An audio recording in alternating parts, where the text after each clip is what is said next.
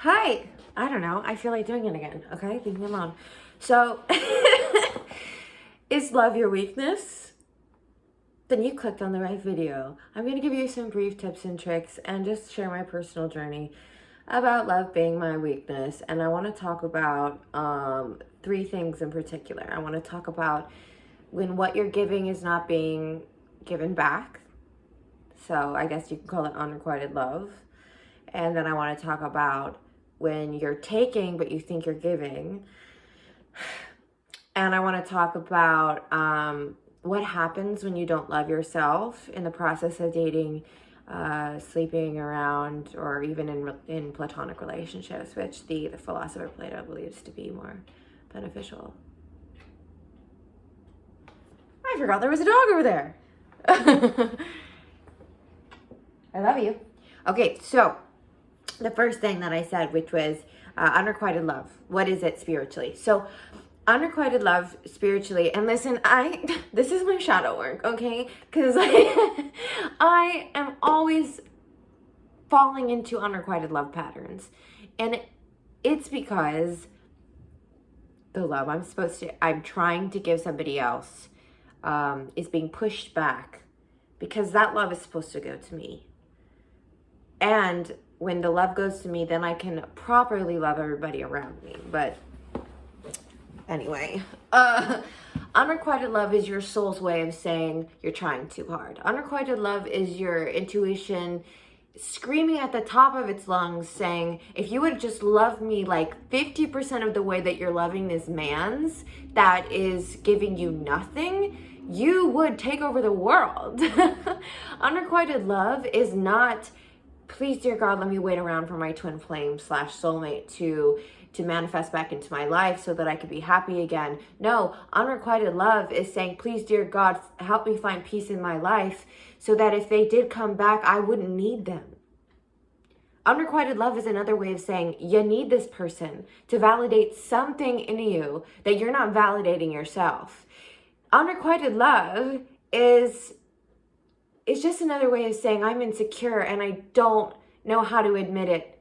So I'm deflecting onto another human being who is just fucked up as you are. My best friend and I last night spiraled. And we love it.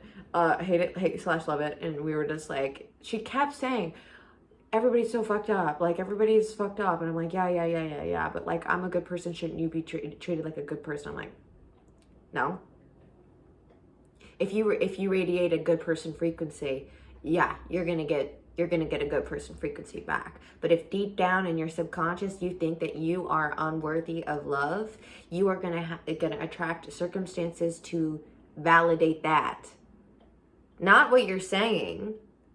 Words only matter if your subconscious is like aligned with it. Otherwise, otherwise that's how you get confused. You ever attract a partner?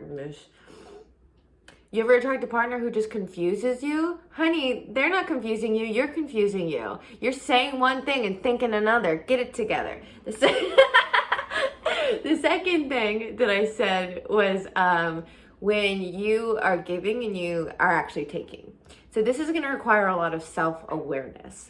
Some things that we are developing as a collective, we're getting better at. But ultimately, we've got some licking paws over there. Ultimately, you do require a lot of self-awareness to even acknowledge that you may be giving and actually taking. And here's an example. If you are finding yourself with a lot of expectations for a person, like, so I am dealing with something where I'm like, geez, Louise, can't you just like be friends with me at the very least? And that's an expectation. You're expecting somebody to be there for you when you don't know why they came into your life. You don't know what they're thinking. You're not giving them any compassion. You say you're giving compassion, but you're not giving compassion, because real compassion is reducing the negative energy being thrown at them. Expectation for another person is not the same as standards. Standards are something you don't need to shout at someone. You don't need to have a conversation about standards, because that's just something you live by. You're living by example with your standards. But expectations are something you feel you have to like shove down somebody's throat in order for them to really understand. They're never going to understand their expectations. They're not supposed to understand your expectations. You're supposed to understand where your expectations are coming from. And your expectations are coming from a place of lack. And also realizing, not having the self-awareness to understand that when you are giving and expecting something to come back at you, that is the equivalent of what Dr. Wayne Dyer, rest in peace, says, where he says, if you are praying, saying, gimme, gimme, gimme, gimme to the universe is going to return that frequency and say, gimme, gimme, gimme. So it's going to be, but when you say, oh, how can I serve? The universe is going to be like, what can I give to you? Giving frequency has nothing to do about what you're going to receive from the giving. And if you think that by giving you are automatically qualified to take, you're doing giving wrong. That's not love. That's selfishness. Okay? And then number 3, I just saw 555. Change, baby, change.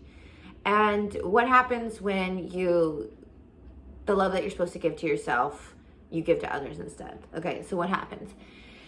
Okay, imagine that you are wearing a really tight top and it's like doesn't fit you. It's not your size. It's suffocating.